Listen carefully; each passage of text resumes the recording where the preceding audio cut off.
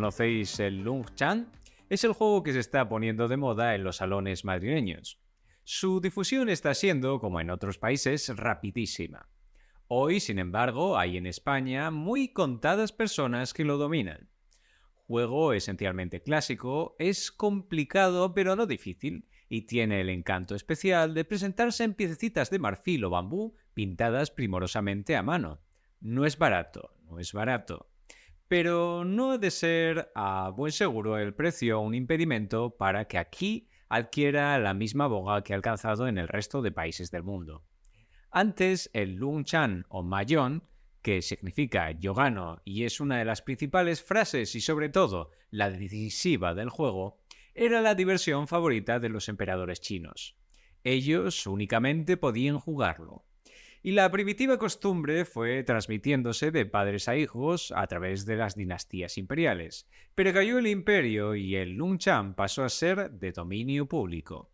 Rápidamente se extendió por todo el país, haciendo verdadero furor en Shanghái, Cantón, Macao y Hong Kong, en donde todas las clases sociales se entregaron a él con tal frenesí que las autoridades se vieron precisadas a dictar medidas para evitar que se interrumpieran los trabajos en algunas oficinas públicas. Los norteamericanos residentes en Oriente la introdujeron hace 3 años en los Estados Unidos, y el entusiasmo que entre los aficionados de esta clase de juegos produjo en San Francisco y Los Ángeles pronto encontró eco en Chicago y Nueva York. En esta ciudad puede decirse que ha desbancado al bridge. Al año siguiente llegó el Lung Chan a Londres y la sociedad británica lo acogió con pasión parecida a la que despertaron aquí hace unos años los famosos puzzles. De Londres pasó a París y de París a la Costa Azul. Ahí es donde ahora se ha puesto de moda. Lo juegan los multimillonarios norteamericanos y los príncipes extranjeros, los nuevos ricos europeos y los nobles antiguos. Tiene para su difusión una cualidad que, aun no siendo juego de azar, se puede perder mucho dinero. No cabe duda de que tiene mucho adelantado para ponerse de moda. Según Mr. Paul Verdier, especialista de esta diversión en Francia, el Lung Chan no se juega en Europa lo mismo que en China. Ahí es todavía más complicado, aunque más interesante y bonito. Lo que sí parece fuera de duda, y el señor Verdier lo sostiene, es que el Lung Chan es la primitiva forma del juego de dominó y que era antes de la propiedad exclusiva de la dinastía imperial de China. Puede suponerse, pues, que hace 2200 años entretenían con él a los príncipes y emperadores de las familias de los Qing, de los Ming y de los Xia. No están, sin embargo, todos los tratadistas de acuerdo. Según otro escritor inglés, el juego es moderno, de hace 30 años, habiendo sido inventado en Ningpo, provincia de Chekiang. De allí pasó a Fujian, extendiéndose luego a Shanghái, a las poblaciones del norte del imperio y, por último, al sur de China. Otros escritores asignan al Mahjong 150 años de antigüedad. ¿Por qué? Ellos sabrán por qué, pero lo afirman muy seriamente. De lo que no os cabe duda es de que el Lung Chan es el juego de moda y que apasiona e intriga por su novedad entre nosotros, por su carácter misterioso, por su exotismo, por su lujo y por su poesía. Y además por lo que se ponen muchas cosas de moda. Porque sí. Es la razón suprema e inapelable contra la cual no cabe más que un sumiso acatamiento. Decíamos antes que en Madrid va entrando también el Lung Chan. Sabemos que varias casas aristocráticas en donde ya se rinde culto con el mismo fervor con que los tresillistas o brigadistas se dedicaban al culto. Decíamos antes que en Madrid va entrando también el Lung Chan. Sabemos de varias casas aristocráticas en donde ya se le rinde culto con el mismo fervor con el que los tresillistas o los bridgistas se dedicaban al cultivo de su pasión favorita. Como el tresillo, como el bridge, como el póker, el mahjong apasiona. Y no solo a los que juegan, sino a los mirones, que hay de todo partido.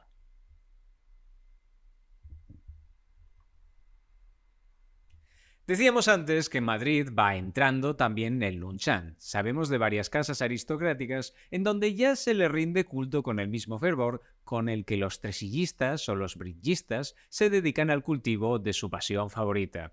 Como el tresillo, como el bridge, como el póker, el mahjong apasiona. Y no solo a los que juegan, sino también a los mirones que hay en todo partido.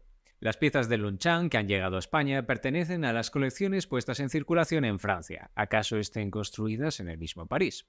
Pero aun admitiendo esto último, tiene que haber sido hechas por chinos, únicos que dominan y soportan la tarea de pintar a mano, uno por uno, cada dominó.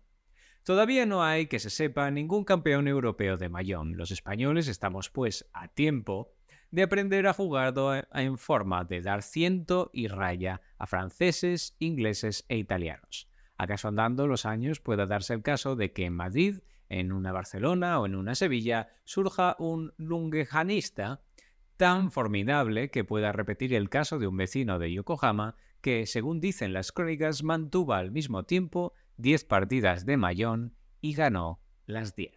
Muy buenas, saludos a todos, aquí Ramón Vega para Big One Media, emitiendo desde Hong Kong. Una semana más viajaremos desde las majestuosas montañas del Himalaya a los bulliciosos mercados de Tokio. Trataremos de difundir, como siempre, alta divulgación sobre Asia y alguna que otra investigación, eso sí, al alcance de todos.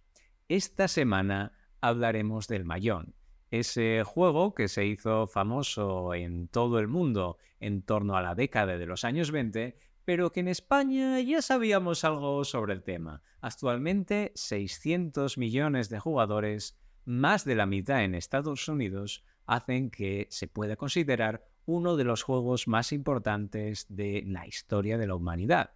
Pero para nosotros, desde el punto de vista de los estudios de Asia, fue fundamental, ya que no solamente estuvo en contra de él el propio Imperio Chino, sino que también Mao llegó a prohibirlo durante la Revolución Cultural, y para Ma Xinri, la creación de estas piezas fue fundamental para el proceso de industrialización de toda China. Esta semana tenemos que hacer una pequeña pausa aquí para hablar de las novedades. Estaba preparando este programa y muchos investigadores locales me invitaron a ir a jugar con ellos partidas de mahjong. No obstante, uno de ellos me ha invitado a jugar con su abuela, cuasi centenaria, a un estilo muy característico del mahjong cantonés, y por lo tanto tengo imágenes donde podrán ver a su presentador del Nuevo Occidente trabajando en la investigación directamente sobre la materia. Por otro lado, buscando la documentación sobre este programa y para futuros programas, he hecho un descubrimiento que considero bastante importante. De momento no les puedo hacer partícipes de manera pública del descubrimiento, pero sí que quiero hacerles llevar mi agradecimiento más profundo y sincero, porque sin ustedes no se habría llegado a tal efecto. Buscaré la manera de hacerles partícipes de la propia investigación a partir de este momento. Pero bueno, que sepan que está muy preparado y que evidentemente trataré de hacerles llegar toda esta información a través de Big One Media. Y por supuesto, ya que tenemos actualizaciones, ustedes también lo han conseguido. A partir de ahora estaremos en iVoox, donde podrán escuchar el programa completo. Y para rematarlo, a partir de ahora podrán formar parte del club de Big One Media.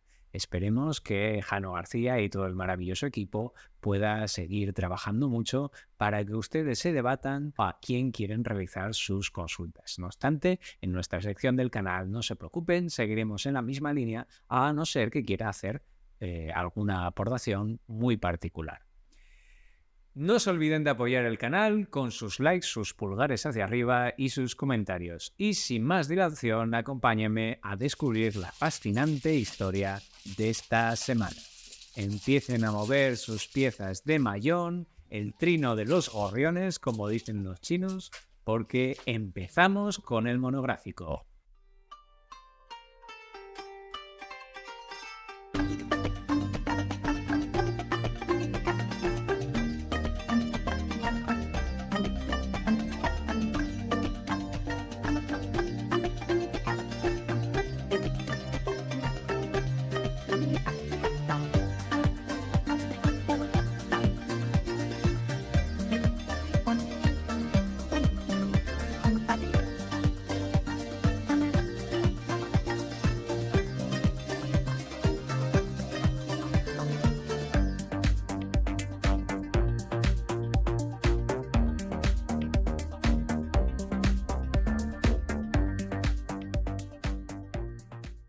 El Mahjong es un juego de fichas con orígenes perdidos en las nieblas de la antigua China.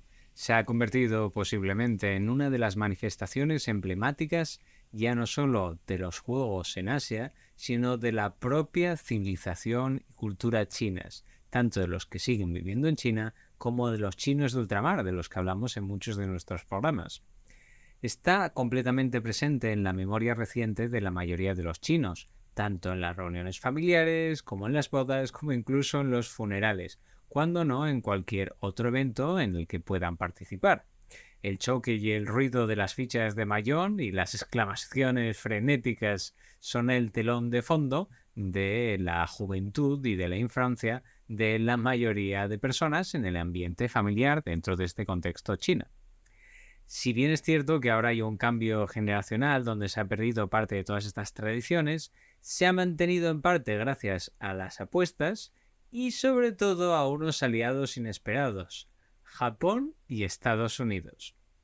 El nombre de Mahjong procede de la ortografía moderna, en una adaptación medianamente aceptada en la actualidad, de Ma-jiang. La traducción literal sería de Mahjong. El Ma en chino serían gorriones y la traducción literal sería el de gorriones parlanchines.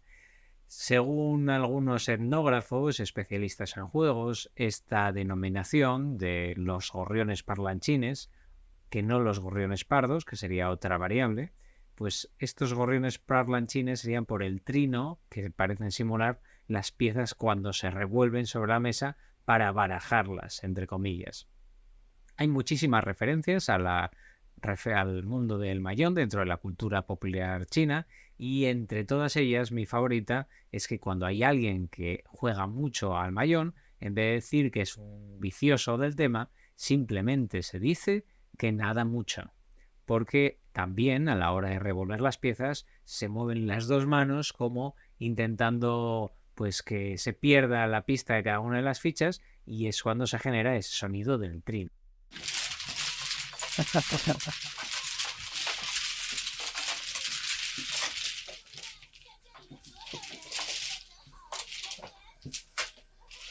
Los orígenes del Mahjong son cuando menos muy difíciles de rastrear, si bien es cierto que toda la documentación parece indicar que inicialmente estarían basados en juegos de dados y cartas del periodo Ming o incluso anteriores. De hecho, hay una versión bastante antigua, que es el PNG, que siguió jugándose durante mucho tiempo, incluso durante periodos simultáneos al propio Mahjong. También se empezaron a engordar las piezas. Si en principio eran cartas, debido a diferentes particularidades que podían deteriorarlas, tanto con la humedad como que lo emplearan trabajadores con las manos bastante sucias, como que se jugara en barcos, un apartado muy importante para evitar que las cartas sobre la mesa empezaran a volar, puesto que es importante en este juego dejar muchas cartas sobre la mesa de manera simultánea. Esto también se fue vinculando con otros juegos como el Yezi o el Pengu, donde se empleaban en lugar de cartas astillas de madera o cartas lacadas hasta 150 en la mayoría de las barajas y también en algunos casos se llegan a utilizar placas o fichas de marfil.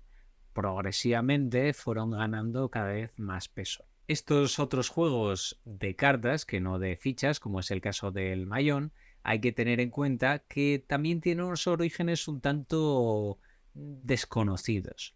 Sin embargo, en el caso del Rumi hay una variante de las investigaciones de varios estudiosos que nos indican que muy posiblemente el origen de este juego fuera procedente de México y que esta llegada a México de una serie de juegos parecidos no sería por parte de los españoles, sino por parte de la inmigración china presente dentro de México. Es decir, ya tenemos un contexto del juego bastante versionado y donde ya estamos viendo que hay un toque hispánico en el tema del Mahjong. No obstante, no se sabe en qué momento este proceso de engrosar las cartas hasta hacer las fichas pasaría a hacerlas las piezas tan reconocibles, tipo piezas de mosaico, que son las que se juegan actualmente. Normalmente estarían hechas de hueso y marfil, aunque posiblemente a finales del siglo XIX fueron cuando se empezaron a incorporar otros materiales como la madera Y en el entorno de los años 20, como veremos, se emplearán otros tipos de plásticos muy iniciales para hacer este tipo de piezas. Los primeros conjuntos documentados de juego del mayón datan de alrededor de 1870 y además sabemos que era en el contexto muy particular de la ciudad de Ningpo, que está muy cerca de Hangzhou, de la que hemos hablado en programas anteriores, en el programa del CID chino de UFA. La cuestión está que incluso en aquel momento las figuras del Inmayón, que normalmente son 144 fichas, fueron cambiando, sobre todo aquellas que eran de apoyo a los palos principales. Habría unos 3 palos principales, una que es de números, otro palo que sería de bambúes, que es muy vinculado con el concepto de los bastos, y otro de círculos o monedas, que también podría vincularse con los oros dentro del mundo de las cartas y de la baraja más hispánica. El caso es que estas barajas iniciales de Mayón tenían ciertas fichas que representaban a seres mitológicos o incluso a reyes de diferentes, digamos, puntos cardinales. Estos posiblemente fueron eliminados en torno a mediados del siglo XIX, ya que durante la rebelión Taiping de 1850 a 1864, Hong Xiuquan, uno de los principales carteles de todas estas revueltas, se autodenominaba como el Rey Celestial de la Gran Paz, y sus subordinados eran precisamente el rey del este, el rey del sur, el rey del oeste y el rey del norte, que se correspondían con algunas de estas piezas. Se irían por ello utilizando otras para quitarle esa regambre de revuelta y política que no consiguió en ningún momento quitar el enojo de las autoridades sobre el mayón, como veremos. Pero el mayón, la particularidad que tiene es que no se quedó única y exclusivamente en China, sino que saltó a Occidente y de una manera magistral. Como hemos hablado, había una ciudad que era la que se conocía como la capital, entre comillas, del origen de estos materiales, que sería Ningpo. Esta ciudad portuaria, pues, tenía cierta particularidad, puesto que había sido uno de los puertos de los tratados abiertos de manera forzada por el gobierno inglés en el Tratado de Nankín, que fue la que puso fin a la Primera Guerra del Opio entre 1839 y 1842. El principal diplomático que estaba en esta ciudad de Ningpo era un tal Frederick Harvey. Este señor Harvey tenía el título oficial de cónsul británico y estaba al cargo del consulado desde 1859, a pesar de haber trabajado durante muchos años antes a lo largo de diferentes ubicaciones dentro de China, especialmente en Hong Kong. Mientras vivía en Ningpo, Harvey conoció a un alto funcionario del que sabemos el nombre, Chen Yumen, y esta persona le presentaría el juego que se llamaba Mayón, aunque como veremos las variantes de la denominación son múltiples, pero bueno, para nosotros el Mayón. Harvey estaba escribiendo constantemente cartas y documentación por su propio trabajo hasta Inglaterra, y precisamente esas anotaciones empezaban a mencionar de manera constante al juego y la importancia del juego en China a través del Mayón. También aparecen las primeras referencias a cómo se debía de jugar, y esto nos permite datar aproximadamente en qué momento ya estaba en plena moda el Mayón dentro de China. No obstante, como veremos, también hay algunos toques hispánicos en esta serie de dataciones. Desde la creación en Ningpo de este juego, del Mayón, pasaría a Shanghái, a Pekín, a Tianjin y finalmente por toda China. Durante la mayor parte del siglo XIX, pues el Mayón se jugaba siempre que había 4 chinos en los alrededores. Pero progresivamente gente como este cónsul fueron haciendo popular el juego del Mayón. La fabricación del Mayón también es muy importante. Se había centrado sobre todo en la producción de Shanghái, ya que muchos de los materiales que se utilizaban para la realización de estas piezas venían de los excedentes de otros procesos fabriles menores, muy artesanales, pero que en grandes cantidades como el de Shanghái generaban muchos excedentes, algo así como la producción de IKEA en base a los restos de otros materiales de construcción de muebles de más calidad. La población urbana fue creciendo cada vez más dentro de Shanghái y esto generaba también más materiales, tanto la madera como el hueso, como el marfil, como el bambú, y esto los abarataba. Los primeros juegos de Mahjong, exportados y vendidos en los Estados Unidos en principios de los años 20, llegaron gracias a la compañía Abercrombie y Fitch. Abercrombie Fitch en realidad es una empresa que sigue funcionando a día de hoy y que se había centrado en la producción de materiales textiles, de ropa, como siguen empleando a día de hoy, y como ciertos materiales de apoyo desde el punto de vista deportivo. Empezaban en Washington DC y esto pareció que funcionaba bastante bien a la hora de venderlos. De hecho, Abercrombie y Fitch empezaron a competir con otras compañías bastante famosas, como los mismísimos Parker, que actualmente son una subsidiaria de la empresa Hasbro. La particularidad de Abercrombie es que como minorista y proveedor de ropa, ya fundado en 1892, empezó a buscar otros lugares donde podían vender y empezó también a entrar en otras grandes ciudades. En el momento en el que llegaron a darle suficiente impulso, tenían que comprar todos los juegos de Mahjong que pudieran para traérselos de China. Y esto implicaba también hasta los juegos de segunda mano. De hecho, enseguida empezaron a mandar hasta por las aldeas remotas de China compradores para que pudieran mandar todas estas piezas a los Estados Unidos, lo que por otro lado hizo que muchísimos juegos de Mahjong se conserven a día de hoy dentro de los Estados Unidos y no de China, sobre todo de estos periodos de las piezas más antiguas. En esta primera oleada, Abercrombie llegó a vender más de 12.000 juegos completos de Mahjong, cosa que en aquel momento era una auténtica barbaridad. La demanda fue tanta que llegaron a tener que mandar los materiales para la fabricación de las piezas desde los Estados Unidos. Es decir, había un comercio de tibias de ganado desde Kansas City, Chicago, hasta China para que pudieran fabricar más piezas. Todo esto aumentó muchísimo la producción fabril dentro del contexto de Shanghái, mejorando cada vez más el sector secundario en lugar del sector primario dentro de China. Llegaron a conseguir que la sexta exportación más importante de China durante años fueran los juegos de Mahjong. Y esto es un auténtico mérito para estas compañías que no eran realmente grandes y sobre todo para el proceso de adaptación de la propia China. China estaba cambiando gracias a un simple juego. Pero también había que saber hacer promociones. Abercrombie no era especialmente bueno a la hora de este tipo de difusiones y de darle más contexto a los materiales que estaban vendiendo. No obstante, aquí sí que hay que hacer una parada técnica porque hubo un español que participó en la difusión de los materiales, sobre todo dedicados a los viajes árticos. Sería nada más y nada menos que Ignacio Fernández de Henestrosa Calloso de los Cobos. Es decir, el conde de Rivadavia que se fue a las regiones árticas de cacería y llegó a escribir un libro sobre este tema. Bueno, pues las imágenes se hacían también para la difusión de los materiales de Abercrombie.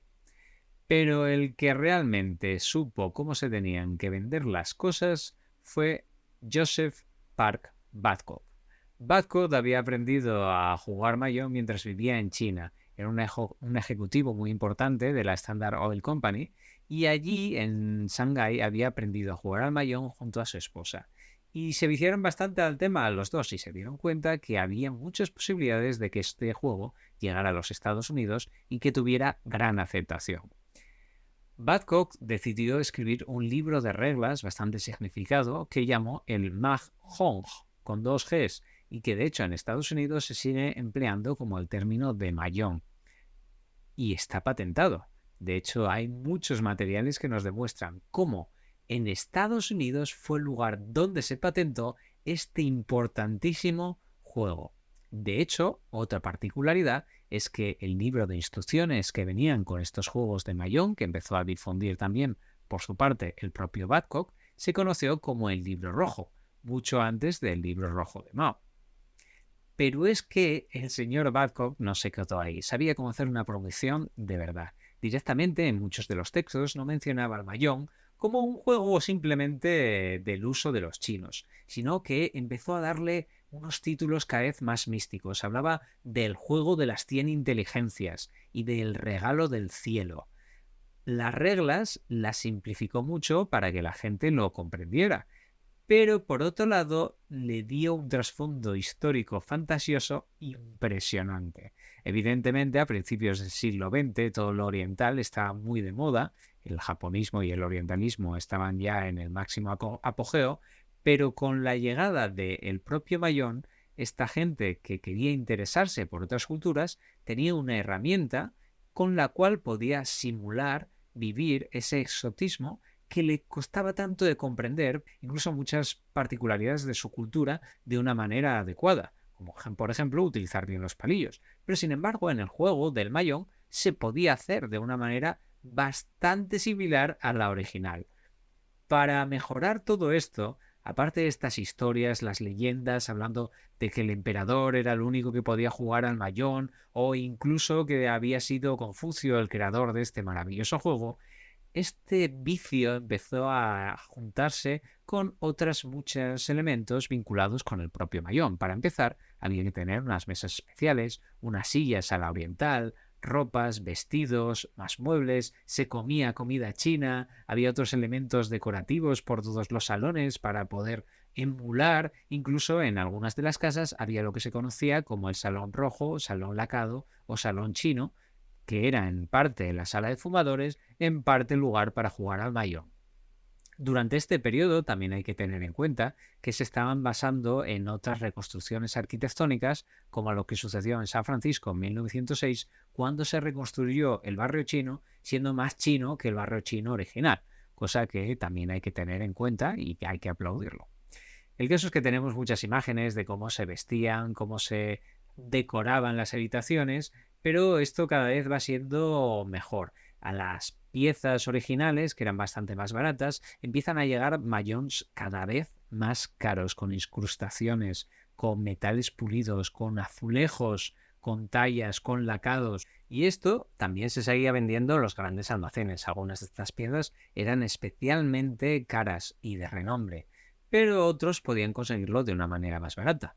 Como hemos visto, también había maneras de conseguir comida china más fácil, como un simple arroz frito, estar con una bata de seda y jugar con los palillos, aunque de una manera no muy adecuada, pero que hacía que todo el mundo pudiera participar de esta moda del Mahjong y de lo misterioso, de lo nuevo, de lo emocionante, de lo peligroso, incluso de lo hedonista y de lo exótico. De hecho, hay un ejemplo muy claro dentro del cine, que es la película de Metrópolis, donde se puede ver parte incluso de las aficiones de la propia dirección y de los productores de esta película. No había existido hasta entonces ningún juego asiático que hubiera pegado tan fuerte dentro de la cultura occidental. Y esto nos deja la reflexión, como siempre, de cómo el ocio nos puede permitir aprender sobre otras culturas, pero que a su vez también es un poder blando que en este caso estaba sin control. No había un gobierno que quisiera dedicarle estas funciones al juego, sino que eran los propios empresarios los que se vivieron este momento y decidieron que era la mejor manera de dar difusión a este juego, precisamente utilizando estas culturas exóticas que hasta entonces no se podían comprender tan plenamente.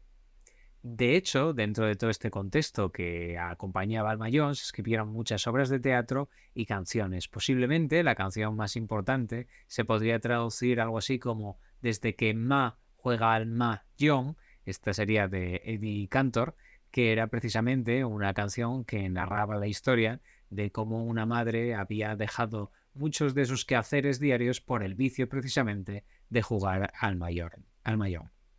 Curiosamente, a partir del declive o más o menos la estabilización del número de jugadores del Mahjong en los Estados Unidos, fue cuando empezaron a dejarse las reglas simplificadas de Badok y volver a tomar las reglas más complicadas desde China. De hecho, la estandarización del juego llegó efectivamente con la Liga Nacional del Mahjong de los Estados Unidos en 1937. ¿Y quiénes fundaron esta asociación? Bueno, pues 4 mujeres judías. Puesto que hay que tener en cuenta que una de las grandes aficiones de estas mujeres judías, que muchas de ellas se quedaban en casa, era precisamente jugar a cualquier juego de cartas, y cuando llegó el Mahjong pegó muy fuerte. Sobre todo porque estas mujeres tenían apoyo dentro de las comunidades judías de otras mujeres que a su vez enseñaban a otras mujeres a que siguieran aprendiendo este juego, incluso cuando éstas eran jóvenes.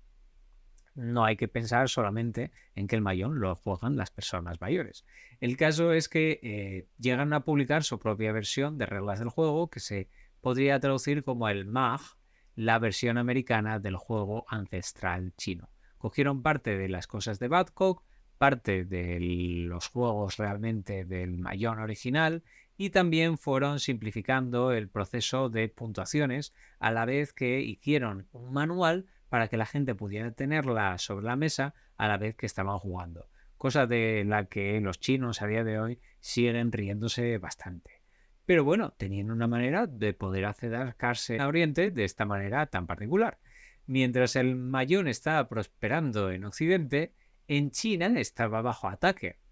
El Imperio chino siempre había tratado de mantener a raya los juegos donde se podían hacer apuestas. Muchos de ellos llegaron a prohibirse, como en el caso del Mahjong, porque los altos funcionarios se endeudaban y esto permitía que aumentara la corrupción.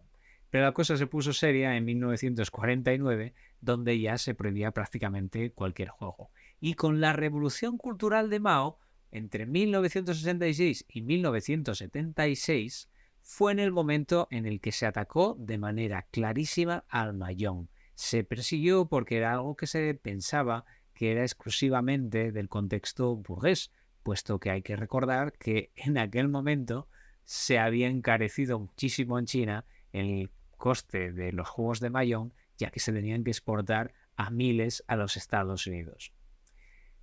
Se suponía que dentro de la nueva China la vieja idea de los juegos y de los burgueses no se permitiría. Incluso después de la muerte de Mao, se mantuvo cierta distancia con el juego del Mahjong, mientras que en China, como todos sabemos por programas anteriores, a pesar de que hay cualquier tipo de prohibiciones, en cualquier otra esquina de China nos podíamos encontrar a gente jugando al Mahjong. Lo que sí es lamentable es que gran parte de la historia de los juegos del Mahjong, en todas sus variantes, que hay más de 2 docenas, se perdiera precisamente durante este periodo. No obstante, hemos tenido la suerte de poder adentrarnos en este curioso mundo de los juegos perdidos del Mahjong. En Francia llegó el juego en 1924 y la revista Vogue hizo un especial donde trataron sobre el Mahjong desde el estilo más claro de Babcock. De hecho, muy posiblemente la compañía de Babcock estuviera metida o vinculada con algunas de las empresas francesas. Evidentemente dicen que solo el emperador podía jugar a ellos, los príncipes y las princesas y poco más, y que solo se permitía dentro de la ciudad prohibida. Para aumentar así, también hace la mención a Confucio, prácticamente le compran el arsenal completo de argumentos y de misticismos a Babcock. Lo que resulta más interesante es que en este artículo se habla del coste.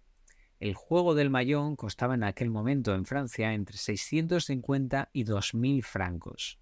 Es decir, una auténtica barbaridad, lo que podrían ser prácticamente a día de hoy hacerle el cambio a los euros. Y de hecho, muchos de los juegos de Mahjong de una calidad medianamente decente cuestan esto o muchísimo más a día de hoy. Pero bueno, en aquel momento era una buena mordida. Y a pesar de ello, la revista Vogue sabe que no habría ningún problema en que la gente gastara estas cosas para mantenerse a la moda. Pero esto mismo lo comentan en la revista. No obstante, a finales de ese mismo año, la empresa Kirby Berda y compañía, que vendía los juegos de Mahjong en París, llegó a producirlos con un sistema de plásticos muy arcaico, bajando el precio del pack completo de juego de Mahjong hasta los 100 francos. Evidentemente, después de la Segunda Guerra Mundial sí que hubo bajadas del número de jugadores y sí que se había dado por perdido esta tendencia de las flappers a vestirse de chinas mientras estaban jugando al mahjong y este contexto de las habitaciones. No obstante, en algunos lugares de los Estados Unidos se siguió manteniendo. Pero entre los años 30 y los años 60, lo que sí que es importante dentro de los Estados Unidos es que los chinos y los japoneses se veían como el peligro amarillo, y aún así seguían siendo las comunidades de grandes jugadores. No obstante, el tercer elemento dentro de las comunidades de Estados Unidos que más jugaban eran, como no, los judíos. A día de hoy hay 350.000 jugadores de mahjong, básicamente registrados dentro de los Estados Unidos. Solo en los Estados Unidos, repito, y entre un 60 y un 70% de ellos son precisamente judíos o mujeres de comunidades judías, más particularmente. En los años 70 hubo varios intentos de retomar el mundo del mahjong, pero no sería hasta 1981 donde saldría la versión más actual del mahjong que volvería a ponerlo bastante en boga. Sería una versión en solitario en 1981, como habíamos dicho, sacado por Brody Lockhart para Software Arizona. Es decir, pasó a ser un juego de ordenador. Y de hecho se tenían versiones donde se llamaba Mahjong o donde se llamaba el Shanghai. Básicamente el sistema se simplificó como para buscar parejas de una montaña, entre comillas, con una serie de reglas bastante básicas sobre qué piezas se tenían que juntar con unas y con otras, teniendo la particularidad de que había momentos en los cuales uno se podía quedar completamente en la estacada y no podía continuar el juego.